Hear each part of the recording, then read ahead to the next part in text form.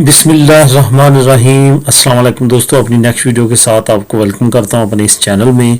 दोस्तों, इस वीडियो की तरफ जाने से पहले आपको मैंने पहले भी एक दो वीडियो में बताया है कि जो दोस्त यूके की इंफॉर्मेशन स्पेसिफिकली लेना चाहते हैं, यूके से रिलेटेड तमाम न्यूज़, तमाम इंफॉर्मेशन जो है वो दूसरा चैनल जो यूके के लिए स्पेशल बनाया है नॉलेज ट्यूब के नाम से, उसका लिंक आपको हर एक वीडियो के नीचे डिस्क्रिप्शन में मिल जाता है।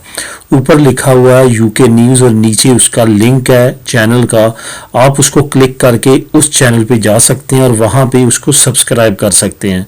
वहाँ पे भी डेली बेसिस पे जो यूके में चेंजिंग आ रही हैं, प्री सेटलमेंट से रिलेटेड, ईयू सेटलमेंट प्रोग्राम से रिलेटेड जो भी नई न्यूज़ आ रही है, बेनिफिट्स के बारे में, वर्क के बारे में, जो न्यू रिजल्ट्स आ रहे हैं, जो कि प्री सेटलमेंट स्टेटस की स्कीम में जो पास हो रही हैं अभी फैमिलीज़, और वहाँ पे जो दोस्त गए हैं जिन्होंने अप्लाई किया है, वो तमाम डिटेल उस चैनल पे जो है वो अपडेट होती है। तो इस वजह से जो यूके की इंफॉर्मेशन चाहते हैं वो उस चैनल को सब्सक्राइब करके वहाँ पे उनको यूके से रिलेटेड इंफॉर्मेशन मिलेगी।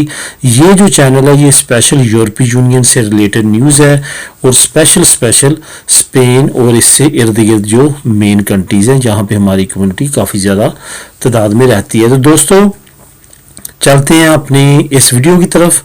काफ़ी दोस्तों ने स्विट्ज़रलैंड के बारे में क्वेश्चन किया कि स्विट्ज़रलैंड कैसा है।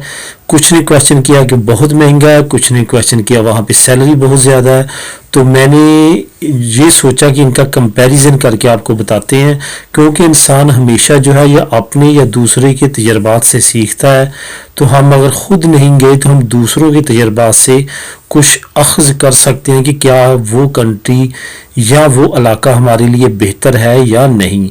तो आज इसमें एडवांटेज एंड डिसएडवांटेज जो है वो थोड़े से डिस्कस करेंगे स्विट्ज़रलैंड के बारे में इस वीडियो में।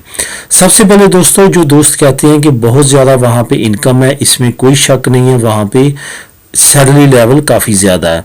वहाँ के ये बताता चलूँ कि वहाँ पे यूरो नहीं चलता, वहाँ पे फ्रैंक चलते हैं, जो कि स्विट्ज़रलैंड फ्रैंक है वो तकरीबन 3000 फ्रैंक जो है वो 1800 यूरो तकरीबन बनते हैं।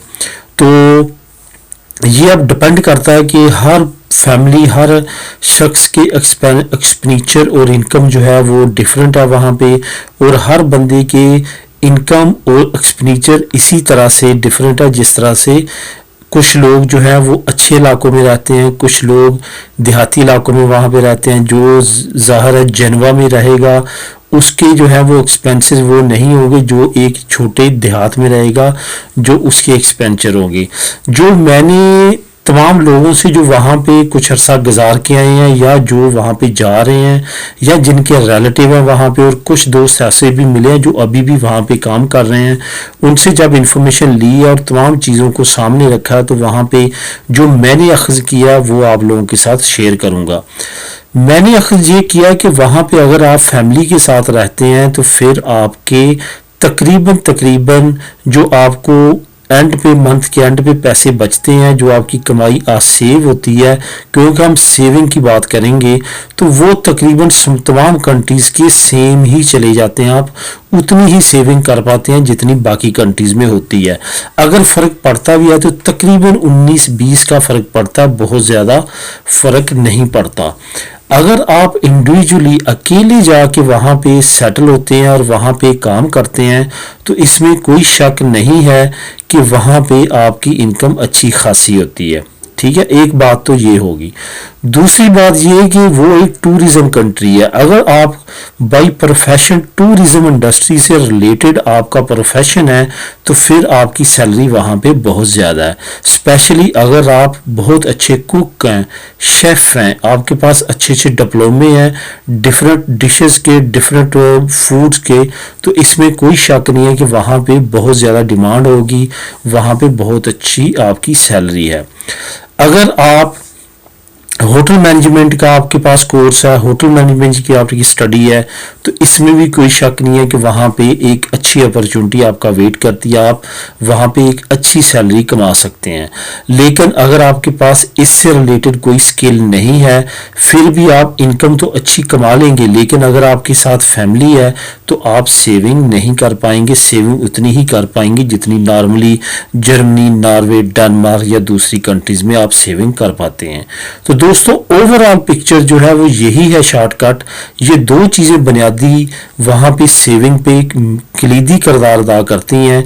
नंबर एक कि आप वहाँ पे फैमिली के साथ रह रहे हैं या आप वहाँ पे अकेले रह रहे हैं। अगर फैमिली के साथ रह रहे हैं तो वहाँ पे सबसे ज़्यादा जो एक्सपेंस आते हैं वो रेजिडेंसी पे आते हैं, वो घर के किरायों पे आते हैं और वहाँ पे फैमिली इंश्योरेंस पे आते हैं। अगर फैमिली के साथ जाएंगे, फैमिली आप पे डिपेंड करेगी, आपको बच्चों की इंश्योरेंस, बीवी की इंश्योरेंस जो है वो करवानी पड़ेगी और घर का किराया वहाँ पे बहुत महंगा है और एट द एंड आपको वही बचत आएगी जो नॉर्मल कंट्रीज में आ रही हैं। और दूसरी बात, जो आप प्रोफेशनली अगर प्रोफेशनल टूरिज्म इंडस्ट्री से रिलेटेड हैं तो वहाँ पे आप फिर अच्छी इनकम कर सकते हैं, लेकिन अगर फैमिली है तो फिर भी बहुत ज़्यादा आप सेविंग नहीं कर पाएंगे। तो दोस्तों उम्मीद है आप इस वीडियो का मकसद और इसका तमाम नॉलेज समझ चुके होंगे। फिर भी अगर आपको कोई इससे कंफ्यूजन या कोई जहन में क्वेश्चन हो तो लाजमी ज़रूर कमेंट कीजिएगा। मैं इंशाल्लाह ताला पूरी कोशिश करूंगा उसका as soon as early answer देने की। दुआ में याद रखिएगा। मिलेंगे नेक्स्ट वीडियो में। अल्लाह हाफिज़।